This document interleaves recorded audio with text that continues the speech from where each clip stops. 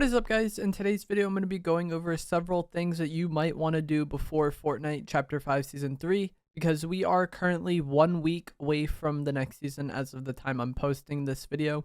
As always, if you guys do enjoy this video, find it helpful, informative, interesting, remember to give it a like, subscribe if you'd like to see more, comment down below what you thought of Season 2, and if you would like to use me for support a creator when getting the Chapter 5 Season 3 Battle Pass, my code is just EvolveJake, just like my channel name is. So the first thing that you're obviously going to want to get done before the launch of Season 3 is going to be any sort of battle pass or quests that you have yet to complete. If you haven't unlocked everything that you want to unlock out of the Season 2 battle pass, you're going to want to do that before the launch of the next season, because once the season ends, you can no longer unlock those edit styles, skins, emotes, whatever it is out of the battle pass. You can't get it after the season ends. So kind of take note of that. If you're already level, I think 200 plus, then you're good to go. If you aren't level 200 plus yet, maybe grind to do so, or at least get what you want out of the battle pass itself.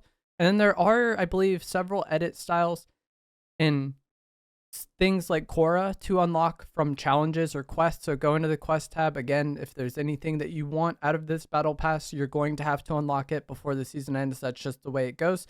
Fortnite has enabled supercharged XP until the end of the season, so if you are struggling to level up, then that bonus XP should help you. Any sort of quests that you've yet to do can give you a good amount of XP, and then also just playing creative game modes can give you an absurd amount of XP as well. I've been told that playing Lego or Festival can give lots of XP, but I haven't played those modes at all, so I'm not really sure. Either way, if I really needed to level up, I would just grind creative. Any sort of map where you can get a lot of kills, like the pit or red versus blue, you can get XP very quickly that way. Now that the battle pass is out of the way, hopefully, you've gotten what you want, or, have at least looked into that and made sure that you have what you want out of the battle pass and the quest. The next thing I would recommend, or just going to be things that should help you kind of prepare for the next season and play better when Season 3 comes, get used to the new season faster, or be more open to the new season. And then also just have more fun in the meantime between now and the end of Season 3, or from now until Season 3 comes. Because if you're like me, or like any other Fortnite player I know, you're probably pretty burnt out on the game at this point, and you're just kind of waiting for the next season to come.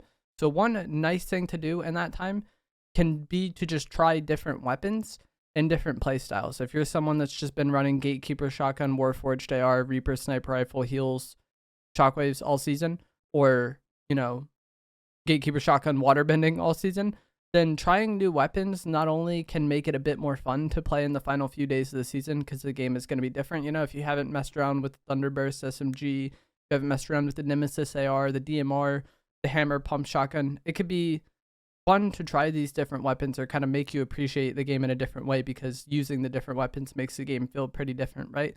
So not only can it make it more fun in the meantime, but also help you get better with those weapons if the meta does become that. Like, let's say next season the ARs are just trash and it's like a Hammer Pump Thunderburst meta. Like, let's say they vault the Gatekeeper and it's Hammer Pump Thunderburst meta. If you kind of mess around with that now in the final few days of the season, it's going to be easier for you to get used to that if the time comes, if you've already kind of built up a bit of muscle memory with those weapons.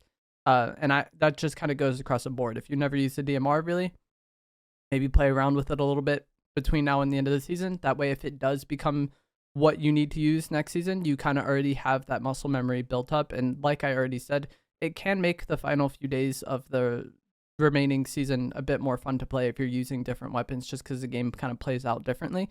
And I also think landing at and trying different POIs can do the same thing, because when it comes to a new season, we rarely know exactly what on the map is going to change. It's usually several POIs or several places on the map end up changing. And if you've only been landing at, let's say Classy Chords, because it's one of my favorite POIs.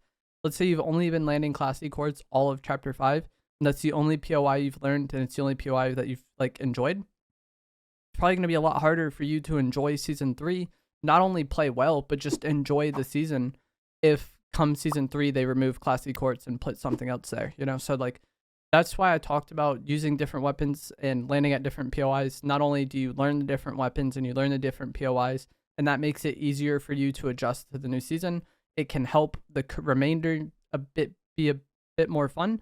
But also, I feel like make you more open-minded when it comes to the new season, because I've had seasons in the past where I was really set in my ways on what items I thought should be in the game or what POIs I enjoyed landing at.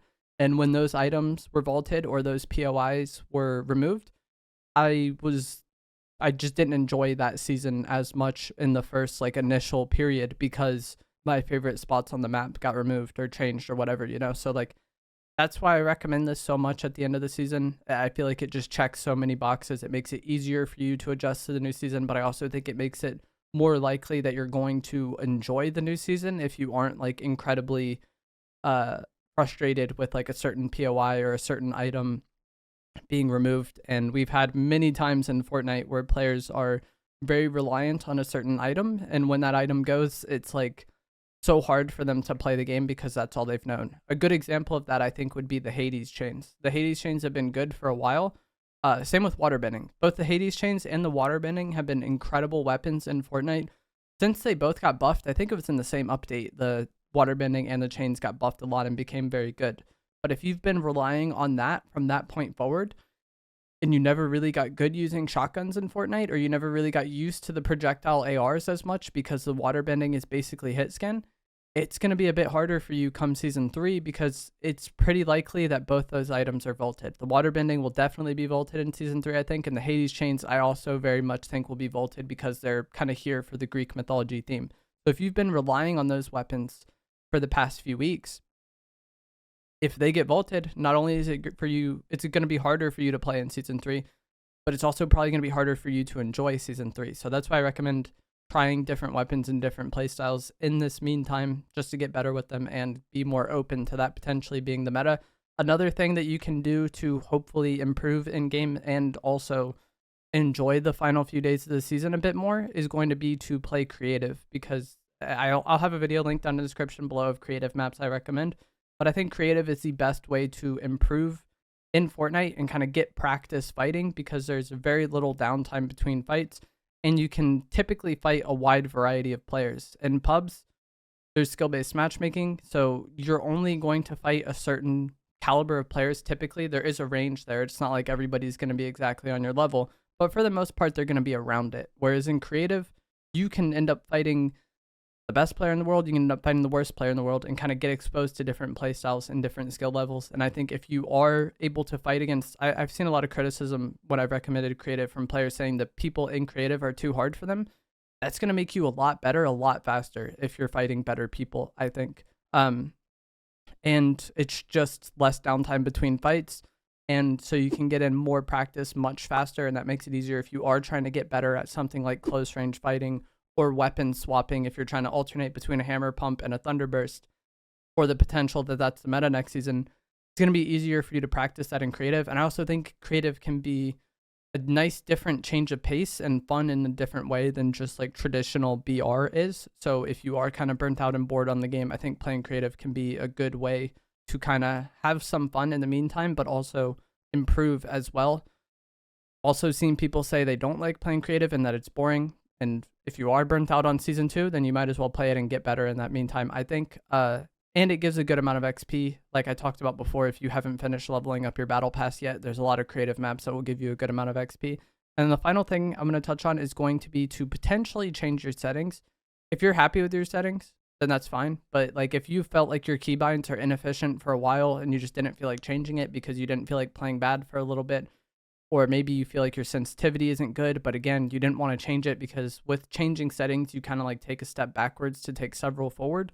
Now is a good time to take that step backwards because we have a week left in the season anyways, and it's pretty likely that if you're playing the game enough to be watching these videos and make it to this point in the video, you probably play the game a lot, so you might be pretty burnt out on the game. So if you have felt like there's any settings or anything like that that you've wanted to change but you didn't quite want to like deal with the downside of it, I think now is an ideal time to deal with that downside. And also playing creative can be a much easier way, much more efficient way for you to get used to new settings. But that is going to be it for this video. Hope you guys found this helpful, informative, interesting. As always, if you did, remember to give it a like, subscribe if you'd like to see more, and I'll see you guys in the next one. Thanks for watching.